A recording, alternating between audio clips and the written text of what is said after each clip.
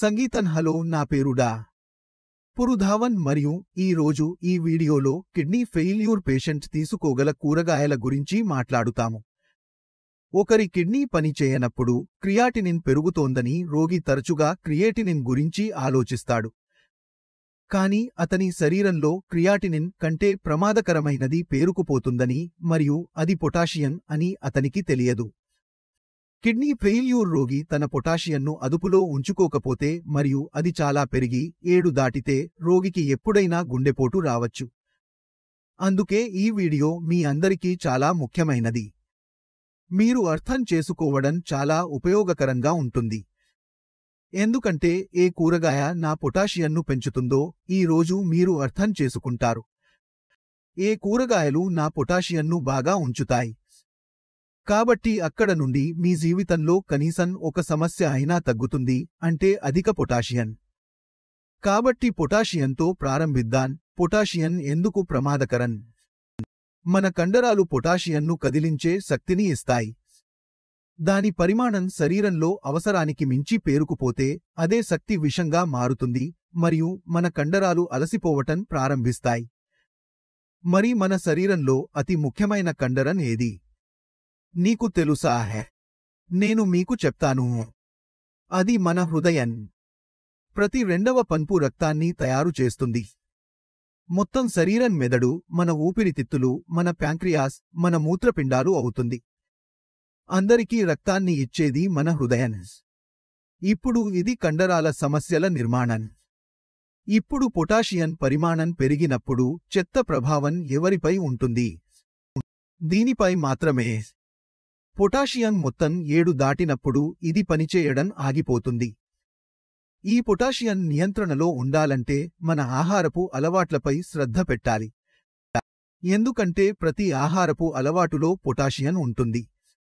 నేను ఏ ఆహారం తిన్నా, ఏ కూరగాయలు తిన్నా, నేను నీళ్లు తాగుతాను, ఏదైనా తింటాను, అందులో ఖచ్చితంగా పొటాషియం ఉంటుంది. ఇప్పుడు కిడ్నీ రోగులు ఏం చేయాలి? పొటాషియం ప్రతిచోటా ఉంటుంది. కాబట్టి సహజంగా పొటాషియం తక్కువగా ఉండే వాటిని ఎంచుకోవాలి.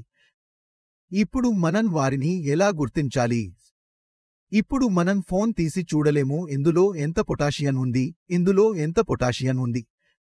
కాబట్టి కూరగాయల విషయంలో ఒక సులభమైన నియమాన్ని గుర్తుంచుకోండి.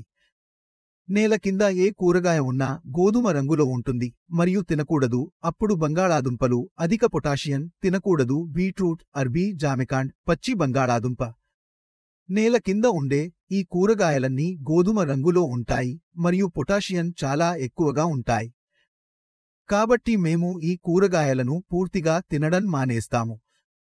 అంతేకాకుండా ఆకుకూరలు, బచ్చలికూర, బత్తులు, మెంతికూర, ఆవాలు, కొత్తిమీర, పుదీనా వంటి కూరగాయలలో కూడా అధిక మొత్తంలో పొటాషియం ఉంటుంది. దీనివల్ల వారి ఆవాలు, చట్నీ తినడం మానేస్తాం. అయితే మనం కొద్దిగా మెంతికూర రోటీ తినాలనుకున్నా లేదా ఏదైనా కొంచెం కొత్తిమీర వేయాలనుకున్నా, కానీ కొత్తిమీర చట్నీ లేదా ఆవాలు మరియు ఆవాలు పూర్తిగా నిషేధించబడ్డాయి. దీంతో ఏం జరుగుతుంది? కూరగాయల వల్ల మన శరీరంలో పొటాషియం ఎప్పటికీ ఎక్కువగా ఉండదు మరియు మన శరీరంలో పొటాషియం ఉంచుకోవడంలో మనకు సహాయం లభిస్తుంది. ఇప్పుడు మీరు ఈ కూరగాయలను తినడం మానేయండి అని నేను ఒక రోగికి చెప్పినప్పుడు రోగి యొక్క మనస్సు గందరగోళానికి గురవుతుంది. డాక్టర్, మీరు అన్ని కూరగాయలు తినడం మానేశారు, ఇప్పుడు నేను ఏమి తినాలి? తరచుగా ఈ ప్రశ్న తలెత్తుతుంది. కాబట్టి ఒక మొక్కలో పండ్లు వంటి కూరగాయలు ఏవైనా మీరు వాటిని తినవచ్చు. నెయ్యి, టోరీ, పర్వాలు, పెటాలు, బెండకాయలు, వంకాయలు, టమాటా, బెండకాయలు, పండ్లు ఇలా ఏ కూరగాయలు ఉన్నా అవన్నీ తినవచ్చు. ఉడకబెట్టకుండా, నీటిలో నానబెట్టకుండా. ఇది మీకు బలాన్ని ఇస్తుంది మరియు మీ పొటాషియం పెరగనివ్వదు. ఇప్పుడు మినహాయింపులు ఉన్న కొన్ని కూరగాయలు ఉన్నాయి. మినహాయింపు అంటే అవి భూమి క్రింద కనిపిస్తాయి, కానీ పొటాషియం ఎక్కువగా ఉండవు. ఇప్పుడు నేను మీకు ఏమి చెప్పబోతున్నానో ఆ కూరగాయలను మీరు గుర్తుంచుకుంటారు. క్యారెట్, ముల్లంగి మరియు ఉల్లిపాయ. ఈ 3 కూరగాయలు భూమి కింద కనిపిస్తాయి, కానీ పొటాషియం ఎక్కువగా ఉండవు. కాబట్టి మీరు ఈ కూరగాయలను తీసుకోవచ్చు.